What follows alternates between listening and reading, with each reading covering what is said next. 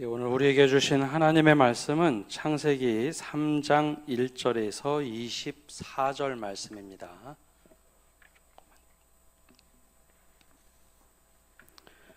우리 3장 1절에서 24절의 말씀 한 절씩 교독하겠습니다.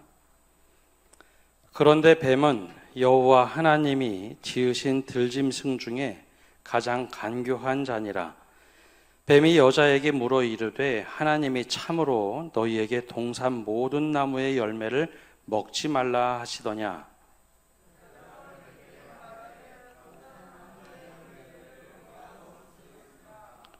동산 중앙에 있는 나무의 열매는 하나님의 말씀에 너희는 먹지도 말고 만지지도 말라 너희가 죽을까 하노라 하셨느니라.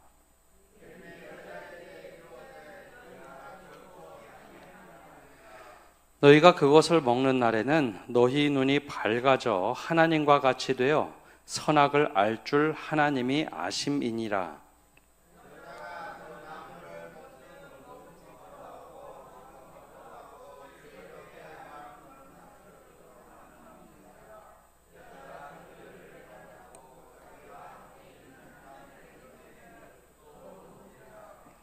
이에 그들의 눈이 밝아져 자기들이 벗은 줄을 알고 무화과 나무 잎을 엮어 치마로 삼았더라.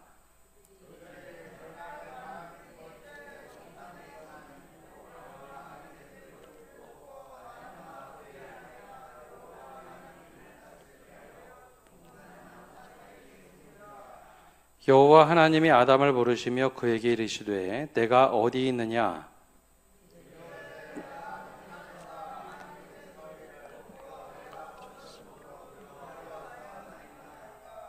이르시되 누가 너의 벗었음을 내게 알렸느냐. 내가 내게 먹지 말라 명한 그 나무 열매를 내가 먹었느냐.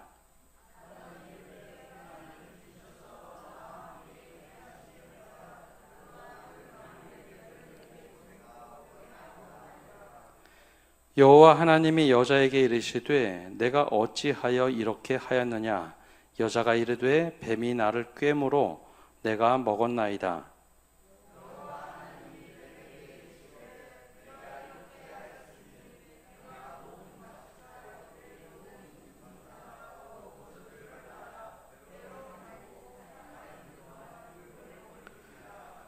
내가 너로 여자와 원수가 되게 하고 내 후손도 여자의 후손과 원수가 되게 하리니 여자의 후손은 내 머리를 상하게 할 것이요 너는 그의 발꿈치를 상하게 할 것이니라 하시고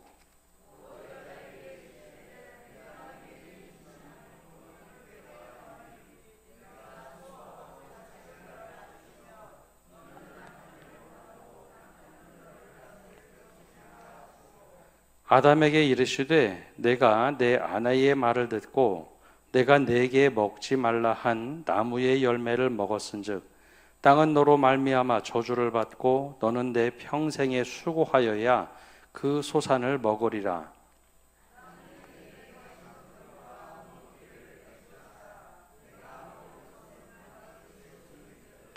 내가 흙으로 돌아갈 때까지 얼굴에 땀을 흘려야 먹을 것을 먹으리니 내가 그곳에서 취함을 입었음이라. 너는 흙이니 흙으로 돌아갈 것이니라 하시니라.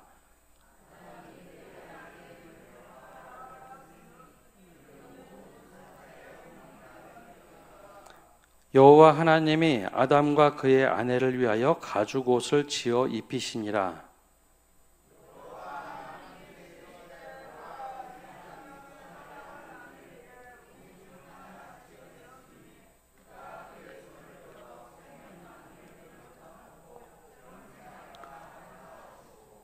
여호와 하나님이 에덴 동산에서 그를 내보내어 그의 근원이 된 땅을 갈게 하시니라. 이같이 하나님이 그 사람을 쫓아내시고 에덴 동산 동쪽의 그룹들과 두루 도는 불칼을 두어 생명나무의 길을 지키게 하시니라. 아멘.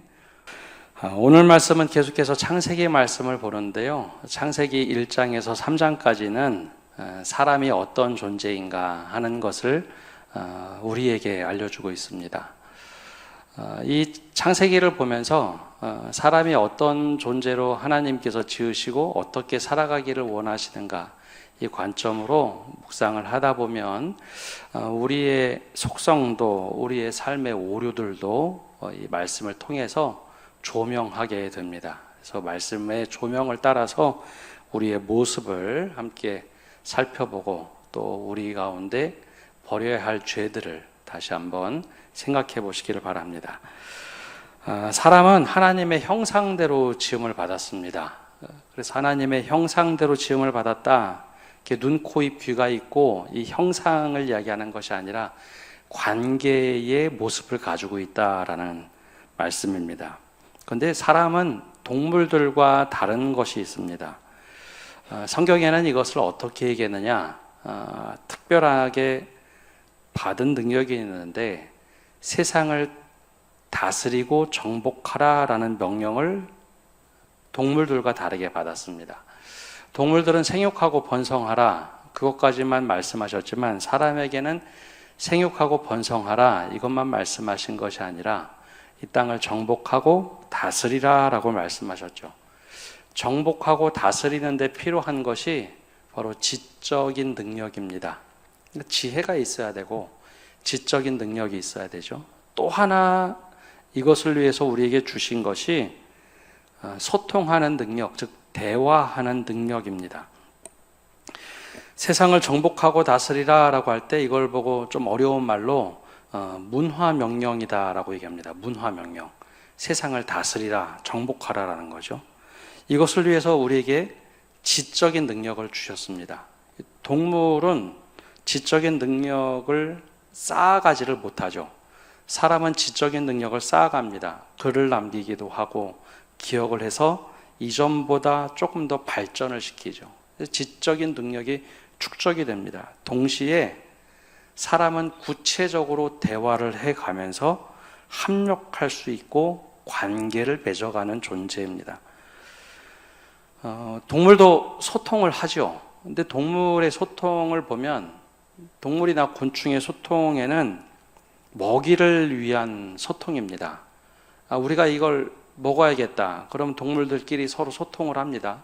특별히 이제 지능이 뛰어나다고 하는 고래들을 보면 먹이잡이 할 때 고래들끼리 음파를 엄청 쏩니다. 저거 뭐 물개를 잡는다. 그럼 물개를 잡기 위해서 고래들끼리 소통을 정말 많이 합니다. 개미도 마찬가지죠. 개미도 먹이를 찾으러 갈 때 혹은 집을 질 때 개미들끼리 소통을 합니다. 근데 그것은 먹기 위한 본능의 소통이고요. 사람처럼 구체적인 대화를 하지는 못합니다. 근데 하나님께서 사람을 만드실 때 하나님의 형상대로 만들고 하나님과 대화하는 이 소통할 수 있는 능력을 주셨죠. 그래서 오늘 말씀은 이 대화로 좀 같이 말씀을 대화라는 관점에서 보려고 합니다. 우리는 원래 하나님과 소통하는 존재입니다. 그런데 여기에 사탄이 들어오면 중간에 껴서 소통의 왜곡을 만듭니다. 소통의 왜곡을 만들기 시작하죠. 창세기 3장의 말씀을 처음에 대화라는 관점에서 들어가 보면 에덴 동산에는 두 개의 대화가 나옵니다. 하나는 하나님과 사람의 대화가 나오고요. 또 다른 하나는 뱀, 사탄으로 지칭되는 뱀과 사람의 대화가 나옵니다. 근데 이 대화의 목적과 방향, 내용들이 대화긴 대화인데 다르다는 거죠. 하나님께서 우리와 대화를 하실 때는 생명과 관계의 대화입니다. 그래서 우리가 어떻게 하면 생명을 얻을까? 하나님하고 깊은 교제를 가질 수 있을까? 이게 깨어진다면 이걸 어떻게 하나님께서는 회복시키실까? 그래서 생명의 대화, 그리고 관계의 대화입니다. 근데 사탄은 생명이 아니라 죽음의 대화를 자꾸 얘기합니다. 더 나아가서 단절되도록, 다 분리되고 서로 오해하도록 만듭니다. 그래서 3장에는 이 대화의 이야기가 가득 차 있습니다. 8절 말씀을 보면 에덴 동산에서 했던 습관들이 잠시 나오는데요. 8절에 보면 이렇게 기록되어 있습니다. 우리 함께 읽어볼까요? 그들이 그날에 바람이 불 때 동산에 거니시는 여호와 하나님의 소리를 듣고 아담과 그의 아내가 여호와 하나님의 낯을 피하여 동산 나무 사이에 숨은지라. 예. 이게 8절의 말씀인데 우리 말에는 시제 같은 게 잘 표현되지 않았지만 하나님이 세상을 만드시고 에덴 동산이라는 곳에 사람을 두시고 에덴 동산에 바람이 불 때에 아마 이게 저녁쯤이 되지 않겠나 싶습니다. 낮에는 보통 바람이 불지 않지만 저녁쯤이 되면 기온차가 나서 바람이 불죠. 그쯤이 되면 항상 하나님께서 동산에서 거니셨습니다. 거닐다가 뭘 할까요? 아담과 하와와 대화를 나누는 시간이 있었죠. 그게 이제 하나님과 아담과 그의 아내, 즉 하와로 지칭되는 여인과 이 만나서 대화를 하는 일이 늘 있었던 습관과 같은 일입니다. 하나님께서 뭐를 물어보셨는지는 어떤 대화를 했는지는 모르지만 이 시제를 보면 그게 늘 있었다는 거죠. 근데 그날에는 달랐습니다. 그날이 어떤 날일까요? 아담과 하와가 선악을 알게 하는 나무의 열매를 먹고 부끄러워서 나뭇가지로 몸을 가리고 숨은 날, 그날입니다. 그날만큼은 아담과 하와가 없던 거죠. 항상 있어야 될 그 자리에 없던 겁니다. 그래서 하나님께서 부르시죠. 하나님은 늘 일정한 상황이 되면 우리를 부르셔서 대화를 하시는 분입니다. 그래서 우리가 신앙을 갖게 되면 뭐를 하라고 하나요? 신앙이 없던 사람이 신앙을 갖게 되면 교회에서 기도를 하라라고 가르칩니다. 그래서 기도는 뭐라고 하죠? 영혼의 호흡이라고 하면서 또 하나는 하나님과 대화라고 하죠. 대화. 그래서 대화는 원래 우리가 하나님과 대화하던 습관들이 있습니다. 김성일 장로님이라고 예전에 소설을 쓰던 분이 있었는데요. 그분은 이것을 이렇게 표현합니다. 하나님과 대화하는 습관이 우리에게 남아있는데 동물이 안 하는 걸 사람이 한다. 독백한다 라고 얘기하죠. 그럴듯한 이야기입니다. 독백 해보셨죠?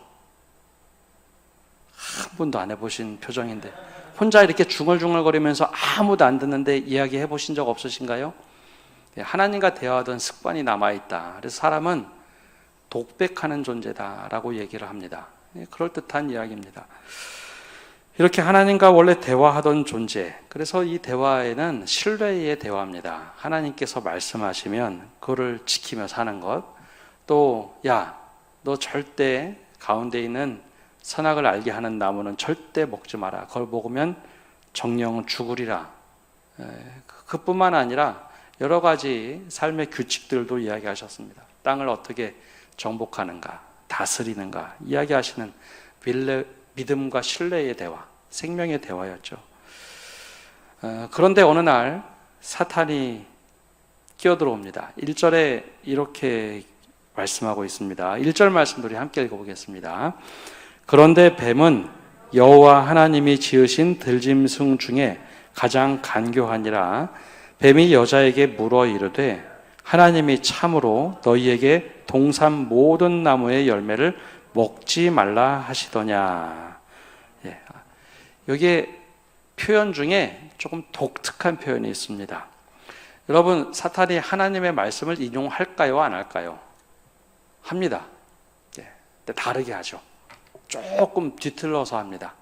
예수님께 마귀가 나와서 세계의 유혹을 할 때 그 유혹은 마귀의 생각에서 나온 이야기가 아닙니다. 신명기 말씀과 레위기 말씀에 나오는 것, 그것을 가지고 마귀가 예수님께 시험을 합니다. 근데 말씀이 똑같은 것 같은데 똑같지 않고 뒤틀려서 얘기합니다. 여기에서도 이제 똑같이 얘기하죠. 하나님이 참으로 이게 말 표현할 때 진짜 하고 얘기하면 사람들이 진짜라고 한 번씩은 생각을 하죠. 내가 진짜 얘기하는데 그러면 사람들이 자꾸 이 참말이다 혹은 진짜다, 내가 특별하게 이때만큼은 내가 정말 진실로 얘기한다라고 하면 사람들이 거기에 무게감을 좀 실어서 얘기한다라고 생각을 하죠.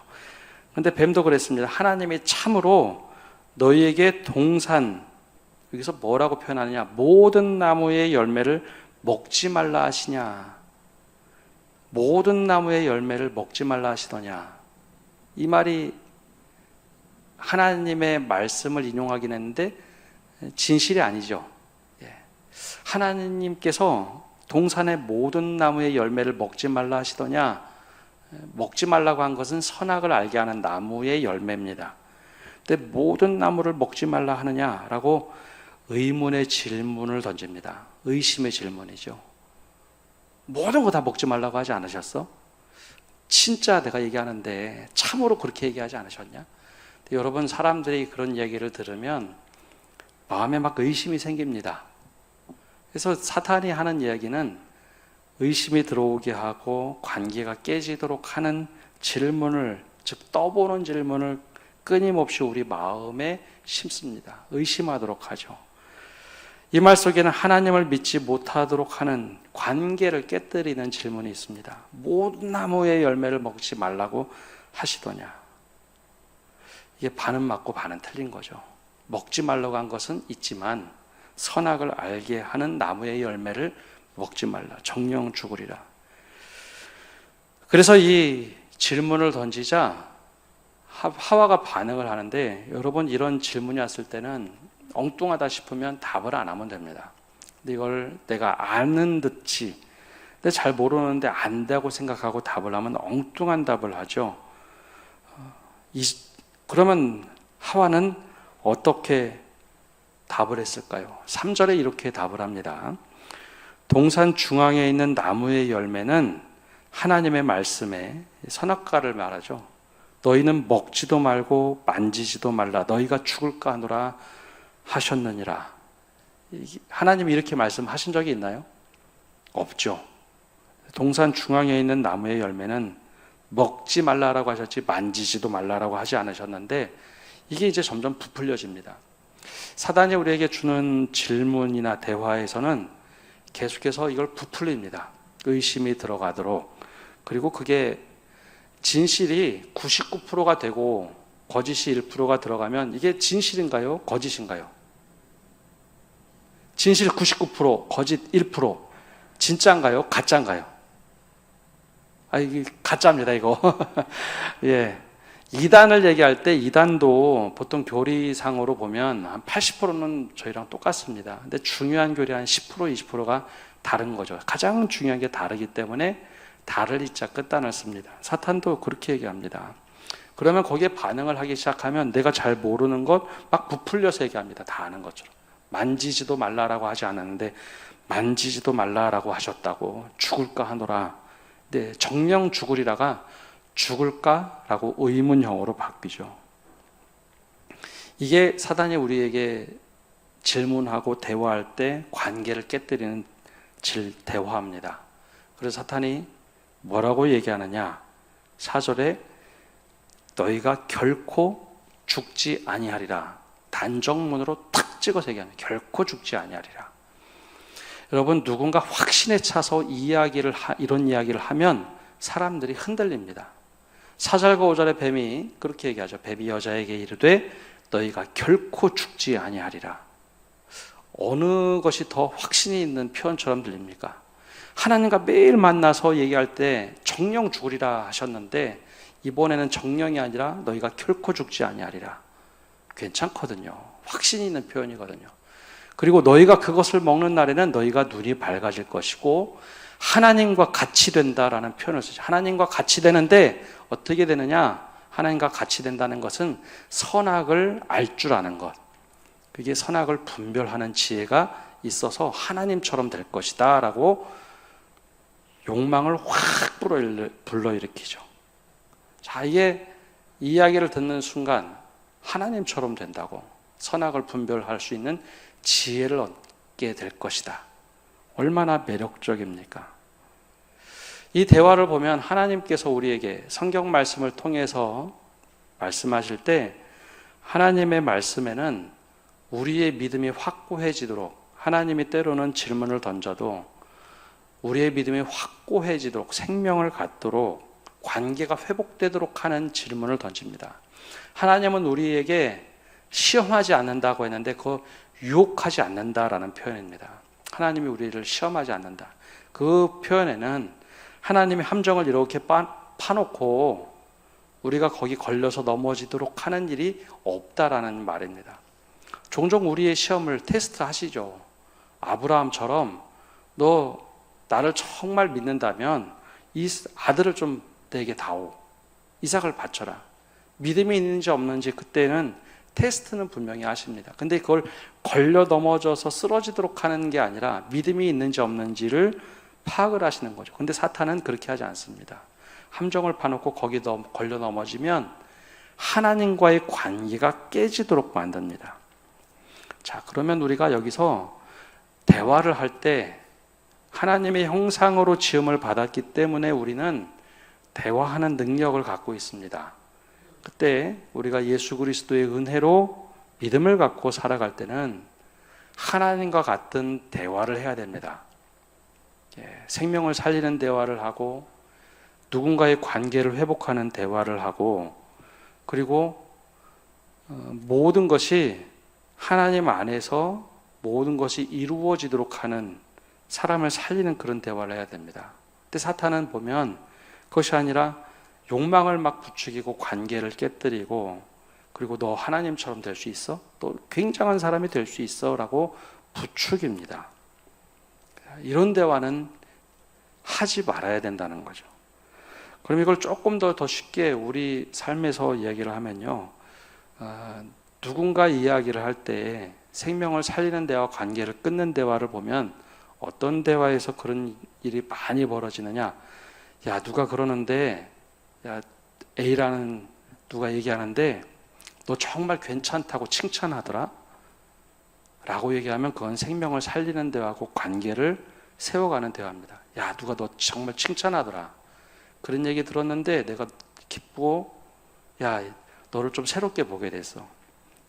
여러분, 이렇게 대화를 하면 이 사람의 관계도 나의 관계도 모두의 관계도 잘 이루어집니다. 근데 우리가 좀 못되게 굴면 이런 대화를 많이 합니다. 야, 누가 너에 대해서 막 험담하더라. 그런 대화는 차라리 안 하는 게 나을 때가 있습니다. 야, 누가 너 험담하더라. 그러면 관계가 어떻게 될까요? 직접 들은 것도 아니고 그게 사실인지도 아닌지도 모르는데 나와의 관계도 깨지고 이 사람과의 관계도 깨지고 다 파탄을 냅니다. 그리고 사실인지 아닌지도 모르는데 그렇게 얘기하더라. 비판하고 다 관계가 깨지도록 만들죠. 사탄이 그랬습니다. 야, 하나님이 너 이거 먹으면 하나님처럼 될 것 같아. 그러니 너 보고 선악과를 먹지 말라고 한 거야. 선악을 분별하는 지혜가 있다고 하나님처럼 될 것 같아. 하나님이 그래서 먹지 말라고 한 거야. 결코 죽지 않을 거야. 이 말에는 하나님에 대한 신뢰도 다 깨뜨리고 관계도 깨뜨리고 생명도 깨뜨리는 대화죠. 여러분, 우리가 대화를 할 때 하나님처럼 생명의 대화를 하는 사람이 되어야 됩니다. 관계도 회복되고 이 사람의 믿음도 회복되고 생명이 회복되는 그런 대화를 해야 됩니다. 그런데 이 문제는 사탄이 들어와서 이 관계를 다 깨뜨려 버립니다. 정말 하나님처럼 될 거다.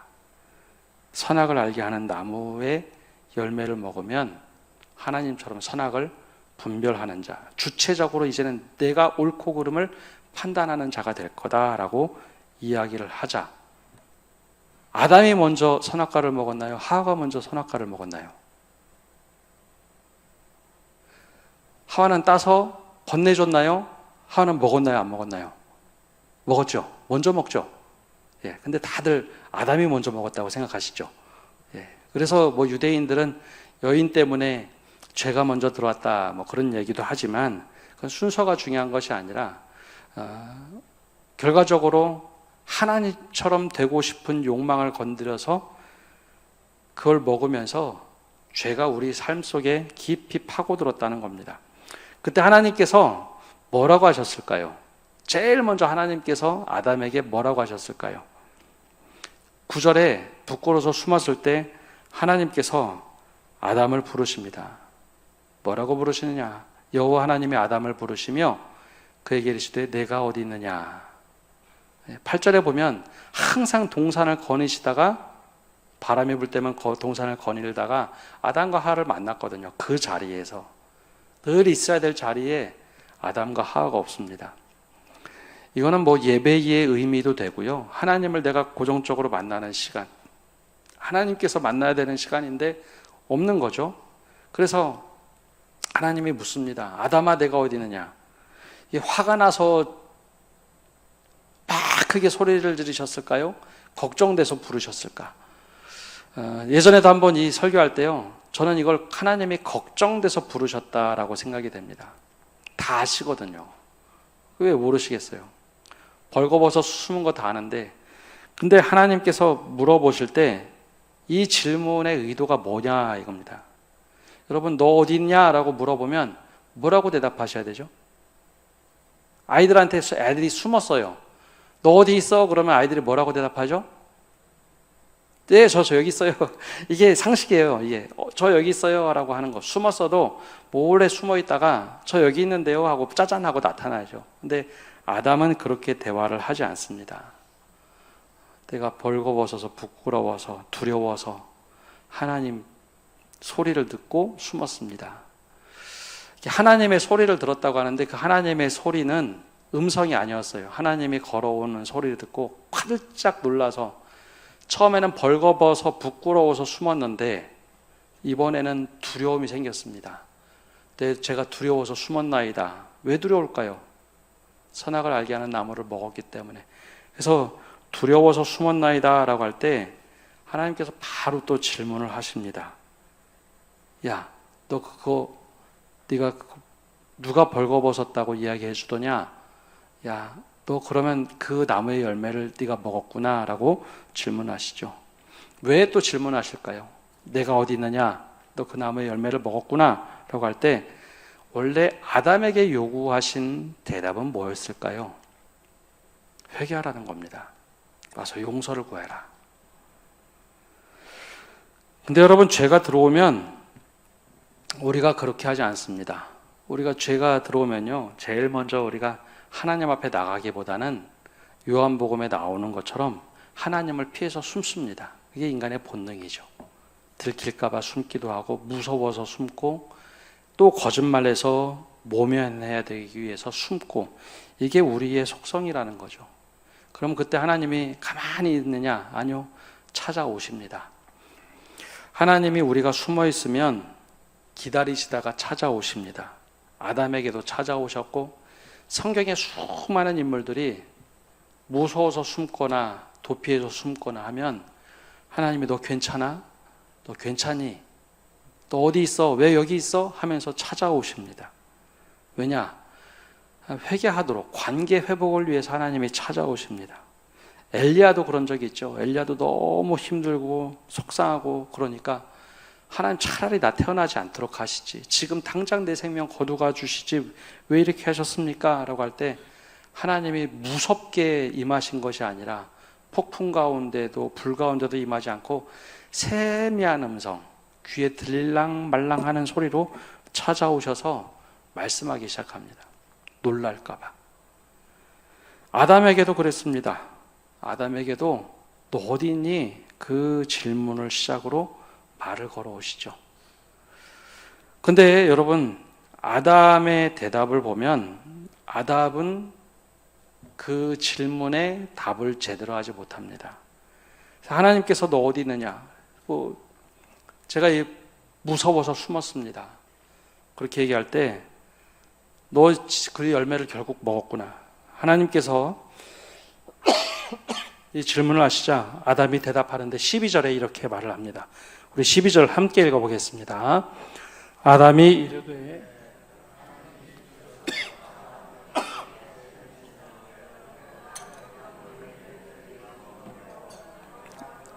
먹었나이다. 원래 아담이 대답을 정석으로 하려면 뭐라고 대답해야 될까요? 죄송합니다. 제가 먹었습니다. 근데 아담이 뭐라고 하죠? 하나님이 주셔서 나와 함께 있게 하신 여자, 그가 그 나무 열매를 내게 줌으로 내가 먹었나이다. 여기에 누가 잘못한 거죠? 여자가요? 하나님이 주어죠. 하나님 때문에 그런 거 아닙니까? 하나님이 안 주셨으면 내가 안 먹었을 텐데. 죄라는 것이 판단하는 죄가 있습니다. 이 선악을 알게 하는 나무의 열매를 먹었다는 것이 굉장히 중요한 의미를 가지고 있습니다. 선악을 판단하는 주체가 하나님에서 나에게, 사람에게 옮겨왔다라는 의미를 가지고 있는 겁니다. 선악을 구분하는 것, 보통 사회에서도요, 죄와 죄가 아닌 것, 윤리적인 차원에서 죄와 죄가 아닌 것을 구분하는 것은 그래도 명확하게 나타나지만 조금 더 넘어서 이게 사회 규범이라는 것, 큰 테두리 안에서 어느 게 옳고 그른 것인지 누가 결정하나요? 보통 국가가 결정합니다. 예전에는 왕이 결정했습니다. 왕이 내가 이게 옳다고 하면 옳은 게 되고 그르다고 하면 그른 게 됐습니다. 내가 옳다고 했는데 그런 행동을 하면 그 죽여도 그게 법대로 되는 왕의 세계였죠. 근데 사람이 이런 죄의 속성을 가지게 됩니다. 그래서 이게 지금 어떤 판단을 한 거냐? 하나님처럼 딱 돼서 보니까 지금 누가 잘못한 거예요? 하나님이 잘못한 거죠. 하나님이 잘못했군요 라는 이야기를 애둘러서 하는 겁니다. 나도 선악을 판단하는 지혜를 가졌다라는 거죠. 이게 이제 죄라는 속성입니다. 죄는요, 잘못하는 것, 그것도 분명히 죄, guilty라는 범죄고요. 하나님으로부터 단절되는 게 죄입니다. 근데 하나님으로부터 왜 단절될까요? 사람이 교만해지면 하나님도 판단의 대상으로 둡니다. 이거 하나님이 잘못하셨네요.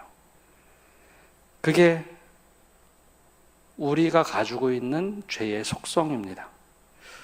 이건 수많은 신학자들이 이야기했던 겁니다. 아우구스티누스, 기독교의 처음으로 사도 바울 이후로 기독교의 신학을 집대성했던, 제일 처음에 완성시켰던 아우구스티누스가 신국론에서 그런 이야기를 합니다. 하나님처럼 자율적인 존재가 되고자 했던 자기애가 우리의 죄였다, 교만이었다라고 이야기를 합니다. 근데 교만의 출발이 하나님처럼 되는 거죠. 하나님처럼 옳고 그름을 막 판단을 합니다. 그리고 그뿐만 아니라 수많은 신학자들이 여기에 동의를 합니다. 그래서 칼바르트라는 신학자도 똑같이 우리의 죄를 뭐라고 규정하느냐? 스스로 하나님이 되어서 무엇이 선이고 무엇이 악인지 결정하는 태도다라고 얘기합니다. 그래서 이 신약 성경에서는 이거를 어떻게 표현하느냐? 교만으로 얘기합니다. 야고보서 4장 11절에 보면 주의 형제 야고보가 이런 말을 합니다. 입법자와 재판관은 오직 한 분이시니 능히 구원하기도 하시며 멸하기도 하시느니라. 즉 하나님이시라는 거죠. 근데 너는 누구에게 이웃을 판단하느냐? 판단할 수 있는 능력, 그게 선악을 구분하는 건데 그게 바로 교만의 출발입니다. 그래서 신약 성경에서 제일 큰 죄를 뭐라고 얘기하나요? 교만입니다. 그게 선악을 구별하고 하나님조차 판단의 대상으로 두는 것. 이게 우리가 가지고 있는 죄의 속성들입니다. 그래서 우리가 늘 시시비리를 잘 가리고요. 그리고 내가 옳으냐 그르냐 이야기를 정말 우리가 많이 하며 살아갑니다. 남 탓하는 것도 많고요. 책임을 전가하는 것도 많습니다. 자, 그때 성경은 우리에게 무엇을 말하고 싶은가? 핑계와 탓이라는 에덴에서 벗어나서 내에 있는 모습 그대로 하나님께서 부르실 때 제가 이거 잘못했습니다. 회개하고 나오라라고 하는 것. 회개와 겸손으로 하나님 앞에 나오라는 것을 우리에게 알려주고 있는 겁니다. 그래서 구약 성경의 뒤에도 신약 성경에도 계속해서 이 메시지를 계속 던집니다. 어떤 사람이든 하나님 앞에 와서 자복하고 무릎 꿇고 회개를 하면 하나님이 들어주신다.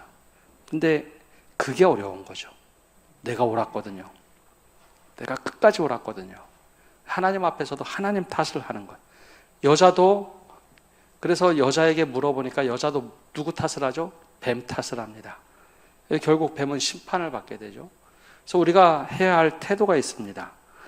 하나님의 말씀으로 우리에게 때론 죄라는 것을 콕 집어서 가슴에 콱 찌를 때 하나님 제가 이러고 잘못했습니다 라고 회개하고 돌이키는 것, 그러면 되는 겁니다.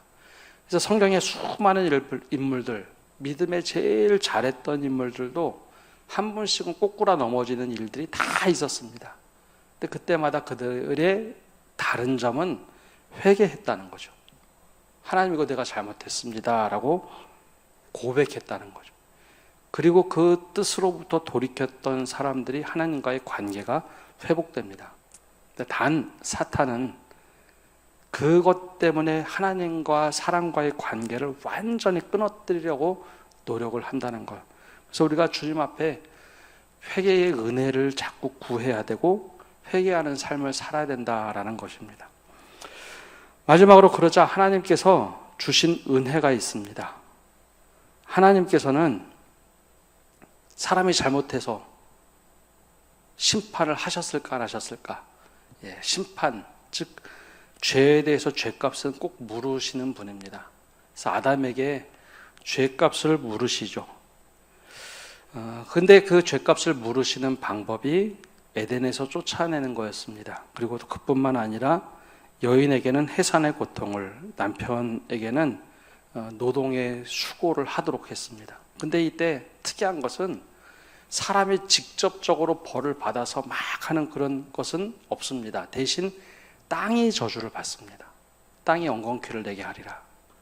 그래서 하나님께서 축복의 땅, 가나안 땅 들어갈 때 그 땅은 가시와 엉겅퀴가 있는 곳이 아니라 젖과 꿀이 흐르는 땅이 되게 하리라. 하나님이 다스리니 그곳에서는 수고하고 애쓰고 그렇게 하지 않아도 이 젖과 꿀이 흐르는 땅, 하나님의 뜻대로 살아가는 땅이 되어라 라고 말씀하셨던 거죠. 이게 이제 하나님께서 우리에게 원하신 것은 심판은 하시되 관계를 회복하기 위해서 끊임없이 하나님의 노력이 나옵니다. 근데 사탄은 다릅니다. 사탄은요, 우리와 대화를 하는 것 같고 잘 대해주는 것 같지만 모든 관계를 끊어버려서 더 이상 돌이키지 못하도록, 내가 스스로 부끄럽거나 하나님 앞에 죄책감을 느끼고 완전히 하나님으로부터 멀어지게 하는데 그 모든 에너지를 씁니다. 그래서 이 말씀이 그냥 우리에게 예전에 아담과 하와가 이랬대라고 하는 것이 아니라 오늘 우리가 살아가면서 도대체 우리가 어떻게 살아가야 될까? 이 땅 오늘 우리가 어떻게 살아가야 될까? 대화를 하더라도 하나님의 형상을 닮은 대로 생명을 살리고 관계를 회복시키는 대화하는 것.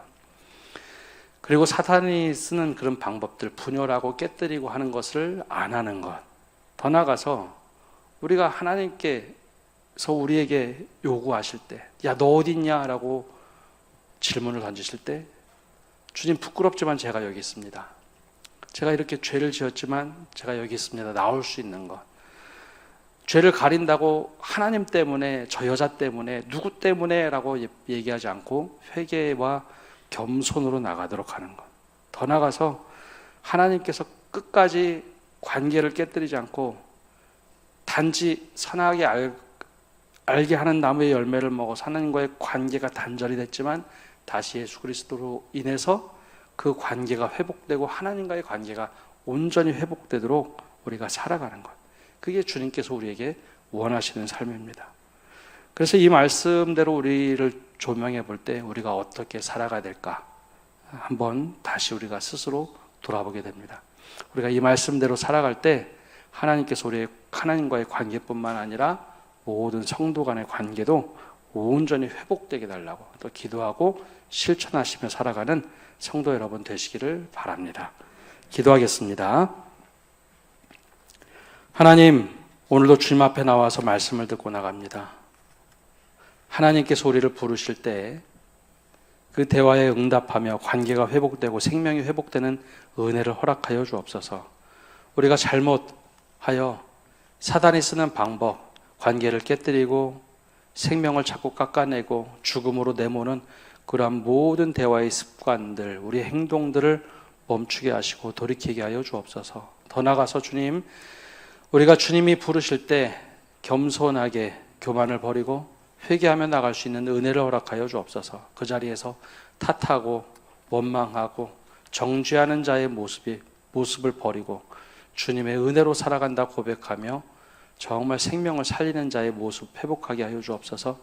주님께서 끝까지 우리를 돌봐주시며 그 관계를 끊지 않도록 예수 그리스도를 보내주셨는데 그 예수 그리스도와 늘 동행하는 저의 삶이 되도록 은혜 내려 주옵소서.